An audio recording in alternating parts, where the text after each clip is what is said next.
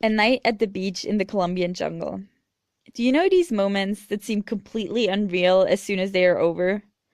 Some of these moments are silly and full of regret, but some make you come out of your comfort zone and rise stronger and better than before. My night at the beach in the Colombian jungle was exactly such an experience.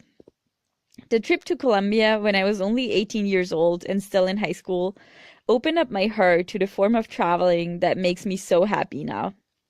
Colombia was the beginning of my falling in love with adventure. I was brokenhearted and I simply had to get out and travel. It was March and my high school final exams were coming up. Everyone around me was going crazy, while I was still in pain with a broken heart over my first love. All I wanted was to get out of my environment. Everything reminded me of him. Since I was already 18 years old and had saved up sufficient amount of money, this is exactly what I did. So instead of doing the smart thing and studying for my final exams, I decided to visit my friend Lisa in Colombia, who was doing social work in its capital, Bogota. During my stay, we had planned a trip to the Caribbean coast, Santa Marta. Getting off the plane, having landed in an absolute shithole airport, we got into a cab that took us to our hostel. The first thing I saw was a few donkeys, crossing the highway by themselves. This might seem silly to the more experienced travelers now, but for me, who had never been out of a modern Western country, this was quite amazing. Santa Marta's heat was burning our skin when we got off the cab, being stared at by the locals as we disappeared into the hostel. Our days in Santa Marta were different, very different from what I had known before. My friend Lisa is very beautiful and has long blonde hair that seemed to convert every single Colombian man into a groupie. Taking pictures with her, removing their shirts for her to step on? No, I'm not joking. And catcalling as if there was no tomorrow. Men were a consistent part of our days in Santa Marta. Sometimes I felt like a bodyguard, even though I wasn't really safe from their advances either. One day, as we were chilling on the beach, two nice Colombian guys started talking to us. I didn't speak any Spanish back then, and I was quite surprised to hear them advance us in English. Finally, someone I could talk to. Lisa was already sniffing their objectives in mind. However, naive as I was, I started chatting about our plans to go to the Tayrona National Park and that we were going to spend the night there. The next morning, we started our trip to the national park. Excited, a little afraid, and very curious, we took our first steps into the Colombian jungle. The camp where we were going to rent a hammock or a tent was a 3-hour hike away from the road. And that is quite something, considering you feel like swimming in the air and it's about 40 degrees Celsius. Still, I had never seen a more beautiful place in my entire life that was as colorful and as free as the Tayrona National Park.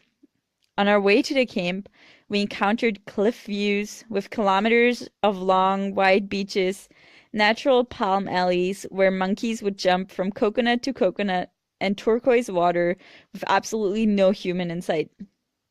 It was my first paradise. After 3 hours of hiking up the mountain, brushing away huge leaves, and fighting off mosquitoes, we finally arrived at the camp.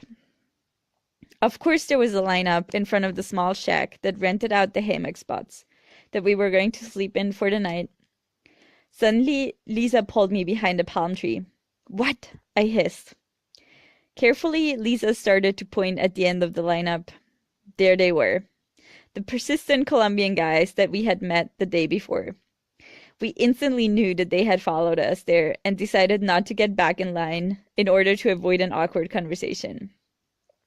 Therefore, we went to the beach, snorkeled with fish in every color, and just enjoyed life in paradise. However, as we got back to the shack, everything was closed. A girl next to us saw our shock and let us know that all the hammocks and tents were sold out. We would rather spend a night at the beach than share a tent with those dudes. Lisa and I exchanged a meaningful look. It was already 5 p.m. and it would get dark in about an hour.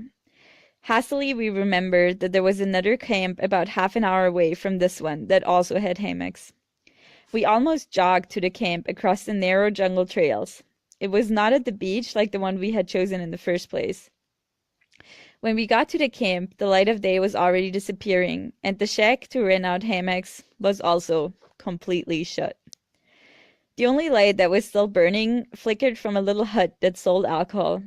Lisa reacted quick enough and bought us a bottle of aguardiente in frustration. We could not sleep here without a hammock. Our genius idea was to get drunk on a jungle beach instead. Did we really have another choice? However, the last thing we wanted was to make our way back in the dark through the awakening jungle of Colombia. Well, it was a little late for that. As we sprinted through the jungle, monkeys were screaming and bats were brushing our heads, flying lowly through the trees. This was the jungle's time, not ours. We were not supposed to be here unless this was some form of survival test, which I was definitely not ready for. I could not see where my panicky feet hit the floor and slipped down on a wet stone. A turn to my left side revealed 2 blinking eyes. I had no time to think about what kind of animal had just witnessed my fall. We had to get back to the beach camp and sleep the night at the beach. On our arrival, we were quite relieved and opened the bottle of aguardiente. It was not cold yet, but we knew it was going to get quite chilly. The alcohol was going to keep us warm, so we started drinking. Now that I think of it, getting drunk on a beach in the middle of the jungle might not have been the best idea. Bats were flying above our heads, and no, I had not gotten the rabies shot. And God knows what kind of spiders were creeping up to us in the sand. But in that moment, forgetting about all of this seemed to have the highest priority. After about an hour, the Colombian guys discovered us and offered us to sleep in their tent. Yeah, right. No, thank you. It took us a solid hour to convince them that we were not interested. Drunk as I was, I even tried to pee in the ocean with my pants on and fell over. There I was. Wet, cold, drunk. We did not even have a blanket. For some reason, at some point, I fell asleep until a bright light ripped me out of a weird dream. Wait, this was not a dream. This was real. A military official with a machine gun was pointing his flashlight at us and snapping at us in loud Spanish. Lisa got up and started talking to him. To this day, I have no idea what was going on. I only saw his almost angry look and his machine gun. In the end, Lisa talked to the guy and he had changed his attitude. Instead of telling us we were not supposed to sleep there, he had apparently decided he was there to protect us. This did not exactly calm my nerves, though. In the morning, I was just relieved to watch a beautiful sunrise. We ate the sweet croissants in the sand while the red light tinted the green wall of the trees behind us. We had made it through the night. No spiders, no bites, no sexual advances. Lisa and I just started laughing heavily for about 5 minutes and prepared for a day at the beach and the hike back up to the road.